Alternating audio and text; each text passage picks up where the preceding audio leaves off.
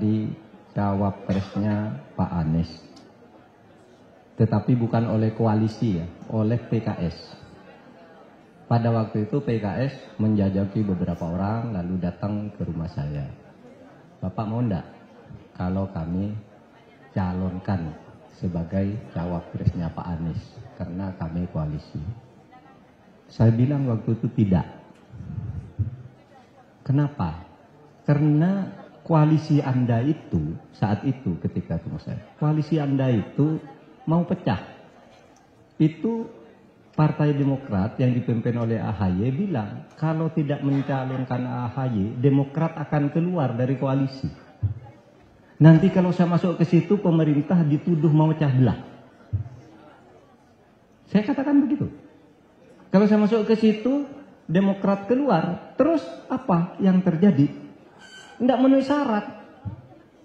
Nasdem dengan PKS tidak memenuhi kursi. Oleh sebab itu saya tidak mau. Itu satu. Yang kedua, kita belum bicara tentang visi. Apa yang mau diperjuangkan oleh Pak Anies dan Nasdem? Belum pernah bicara. Sehingga saya katakan tolak. Jangan sampai menuduh Pak Jokowi menyusupkan orang ke situ agar pecah.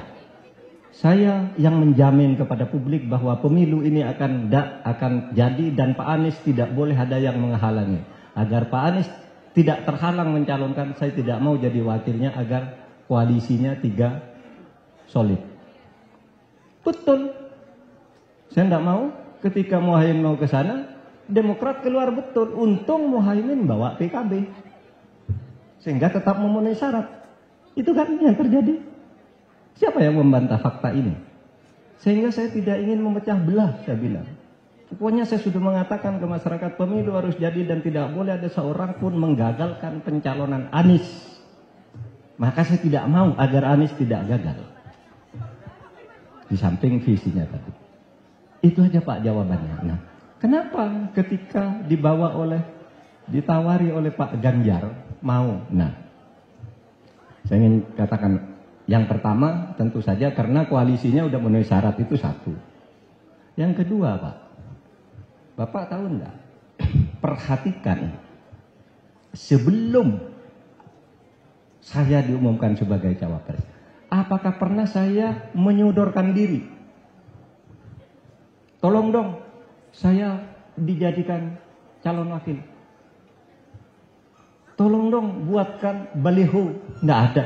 Saya tidak ada baliho dan tidak pernah menyatakan saya ingin jadi wapres.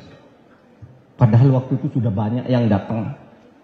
Ada yang mengumumkan minggu depan saya wapresnya. Ada yang katakan enggak, yang ingin adalah ini, yang ingin ini. Saya enggak masuk ke arena itu. Karena ada 2 hal. Yang pertama, secara subjektif saya dulu.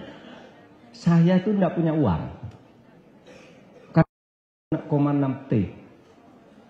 Biaya saksinya loh, setiap TPS 500.000 dengan berapa? 330.000 TPS kalikan aja. Kalau saksinya 1, kalau 2. Saya bilang saya tidak punya uang, saya tidak akan mendekat-dekat untuk menyodorkan diri. Yang kedua, alasan syar'i. Saya orang Islam. Ada ajaran agama saya mengatakan jangan engkau buru jabatan itu. Jangan engkau minta jabatan itu. Lalu Nabi pernah bersabda begini, saudara, kepada Abdurrahman bin Samurah. Ya Abdurrahman, la tas'alil imar fa innaha in u'titaha bimas'alah wukilta ilaiha wa innaha in u'titaha biwair mas'alah u'inta alaiha. Abdurrahman, jangan kamu suka minta jabatan, jangan memburu, jangan berebut, nggak boleh. Kenapa? Karena jika engkau minta dan berburu, apalagi sambil berbohong, membayar tukang survei dan sebagainya, ukil ta'ala, kamu tidak akan dibantu, kamu dibiarkan sendiri bekerja oleh Allah. Sehingga mungkin saja kamu gagal. Tetapi jika engkau mendapat jabatan karena diminta, u'inta alaiha, Tuhan akan membantu, membersamaimu. Itulah sebabnya saya tidak pernah ngelamar, Pak. Lalu tiba-tiba saya dipanggil oleh Bu Mega dan pimpinan koalisi partai. Dikatakan, Pak, kami pimpinan partai PDIP terutama sudah sepakat minta Pak Mahfud menjadi calon wapresnya Ganjar. Nggak usah pakai biaya sepeser pun. Nggak bayar, Pak, saya. Nggak usah pakai biaya. Orang sudah tahu Pak Mahfud itu nggak punya duit. Nggak usah bayar. Terus gimana? Nanti itu ada panitia sendiri yang namanya TPN akan mengurus soal kampanye, soal apa itu sudah bukan urusannya. Pak Mahfud tugasnya menegakkan hukum, memberantas korupsi, menegakkan hak asasi, membangun demokrasi. Itu clear. Kalau Bapak tidak percaya, tanyakan ini ke Pak Saihu, Ketua PKS, Pak Al-Muzamil Yusuf, Wakil Ketua Umum PKS, yang datang ke rumah saya bersama 6 orang. Saya alasannya itu, bukan saya tidak mau Pak Anies gagal karena saya masuk. Gitu.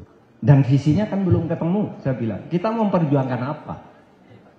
Kalau dengan PDIP begitu dipanggil diberitahu, ini visinya nih. Oke, saya tanda tangan, bersedia. Itu alasannya.